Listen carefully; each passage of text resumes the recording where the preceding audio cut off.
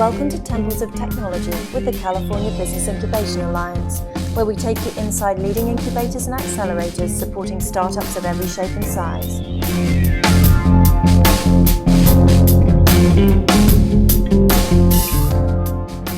Today on Temples of Technology, we visit with Peter Barth, co-founder and CEO of the Iron Yard, an accelerator network across the United States. So, Peter, the California Technology Council has a best practice group called the California Business Incubation Alliance. Okay. And it is a group of practitioners from corporate incubators to nonprofit to publicly run incubators, and generally they have a lot of the same concerns. You're running an accelerator through Iron Yard. Yep. Can you talk about the process of supporting entrepreneurs through the accelerator and what keeps them awake at night and what kind of challenges they pass on to you that you can support small businesses with? Sure. So I think the leading thing that everybody thinks about accelerators is funding. That is an important piece of the model, but other than initial attraction of kind of companies and investors, it's really the mixing and building long-term relationships, which is kind of the key asset in an accelerator. The things we focus on as we're looking at companies and what's really important to their development is really figuring out what their next actionable milestone is. And as our role as an accelerator is, can we, in our defined period, which for us is 3 months, can we get them to that actionable milestone faster? If we can do that, it's a great fit for both the company and for us. And if we can't, even if they're going to be a successful company, they're a high flyer, it's not a good fit.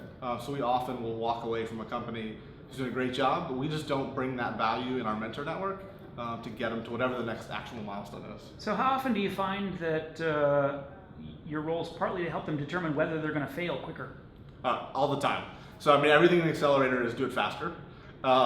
So if you're going to be successful, our goal is to kind of get you through what you might experience on your own over 18 to 24 months to consolidate that and get you there within the 3 to 4 month period. And whether that's failing or it's being successful, it is doing it quick, which means capital efficiency.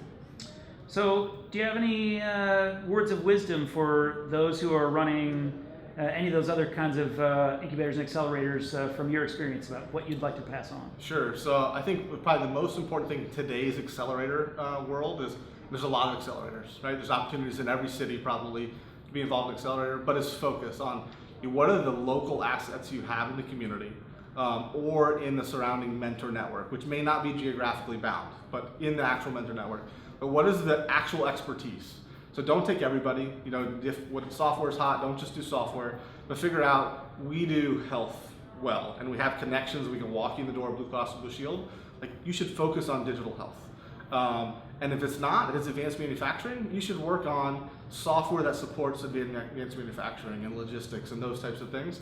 But I think we're kind of past the time of the general accelerator or the general incubator, but it's being specialized in what you do. The last question for you is, you've built Iron Yard yourself into this presence all over the country and continuing to expand. What's keeping you up at night?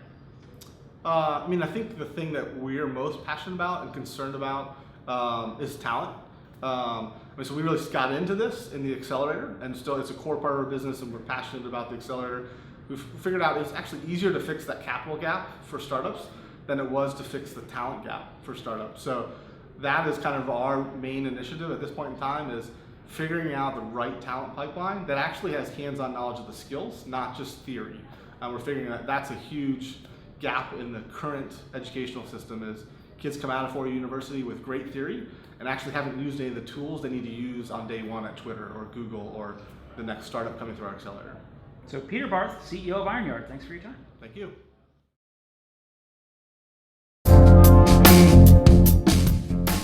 Join us next time on Temples of Technology when we'll visit with Mark Wexler from Just Business and Not for Sale.